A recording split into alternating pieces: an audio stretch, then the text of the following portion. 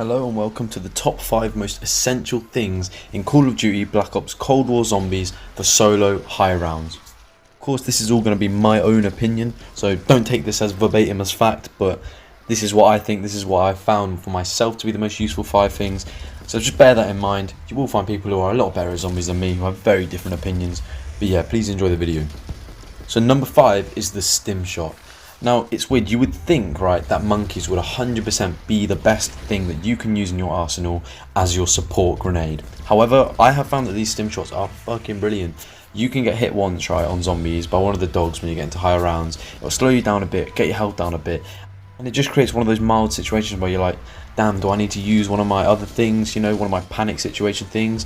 And no, you don't need to. Just stim shot yourself. You'll be out of that situation immediately. It's good, alright? It just gives you, you know, that five seconds of calm, back to your full health, and you just feel good about yourself, you know? It's like doing yoga in real life, something like that, yeah. Probably the 4th most important thing to have is just stocked up armor. Quite easy to forget this because we're not used to having an armor system zombies, and kind of because of that, we just end up with these situations, or I do anyway, where I'll think I've got a lot of armor and then I look down in the bottom left and I just see I've got the bare minimum left. So that's why I think it's very important to learn to start monitoring your armor situation if you're going for high rounds.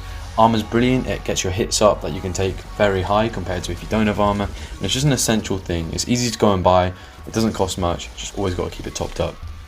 Now the 3rd most important thing is to have your strategy nailed.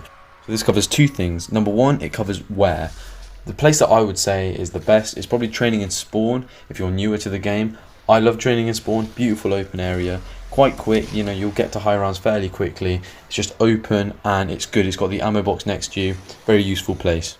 It's got the additional advantage of being quite close to where you get that armor and also having one of the support streak benches right next to you so you can just go and make stuff whenever you need it. Now the other location that people are using is on top of Nact. Here you can camp and go for higher rounds. Personally, that just isn't me. I can't really use that spot because it's basically reliant on having Ring of Fire upgraded fully, which is one of the field upgrades that you can use, and you don't get that till you're quite a high level. So as I'm making this more tailored towards kind of mid players like me, I don't think you'll have got there yet really with the unlocks if you're busy with school or work or whatever. Therefore, I just think that the spawn strategy is a lot more useful to you. When you're in spawn, by the way, the field upgrade that I'm going to recommend is Ether Shroud. Once you've got it upgraded, it's even better, but just for now, if you're getting slapped up in a situation, the best thing that you can do is panic and just pull out your Ether Shroud. It's like popping a gobble gum in Black Ops 3, it's beautiful, gets you out of the situation, and just gives you that time to pull out whatever gun you've got as your backup and just spray the floor, get the place cleared, and be safe. So the number 2 on my list, and this is very important, is getting the chopper gunner. Now, this does require you to be at somewhat high level. I don't remember, I think it's probably somewhere in the 20 to 30 region. It's not too hard to get, but once you've unlocked it, this thing is great. It's 250 of the rarer kind of salvage. Kind of sounds like a lot in the early game, but once you're at about round 30, you've got about 1,000 of this saved up, or close to by that point, and you're just going to cycle through it. Every single time one of those big guys comes, you just kill him with that shit, alright? It's very, very simple like that. It's simple, honestly. It's very, nothing to stress about. Just get it done. You spray him, he then becomes invincible for a bit. That's when you spray all the zombies around, and then as soon as you think that he's split, you got to kind of remember when you're on the ground how long that process takes. You then just spray the 2 separated guys and you kill them, come back to the map, go buy yourself another chopper. When you're in spawn, it's very easy, as I said, you just go and buy it, and again, you're just back to being sorted out. Now the honourable mention here is going to be the Die, okay? I personally like to play with the Die Shockwave as my secondary gun. It's quite good, yeah, it's good. It certainly can kill zombies. When you get the electric upgrade, it is very useful. That thing does kind of go into higher rounds. You hold down the trigger, and the longer you hold it with that upgrade, the stronger it gets. So it does still kill zombies up to a fairly high round. It's not an amazing wonder weapon, and it's definitely not the best one. There's going to be absolutely no points for guessing what the number 1 on this map is, okay? I think everyone knows what it's going to be. The number 1 is, of course, the ray gun. However, that comes with a caveat.